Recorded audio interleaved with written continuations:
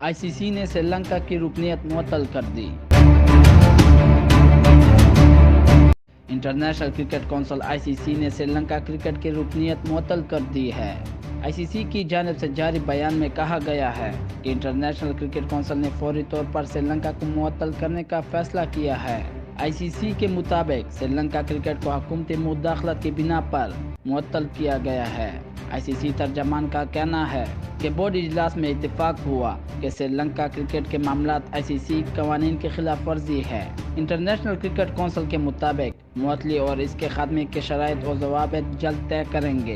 واضح رہے کہ گزشتہ دنوں آئی سی سی ون ڈے ورلڈ کپ میں سری لنکا کرکٹ ٹیم کے ناقص کارکردگی پر سری لنکا کے وزیر کھیل روشن رانا سنگھے نے کرکٹ بورڈ کو فارغ کر دیا تھا۔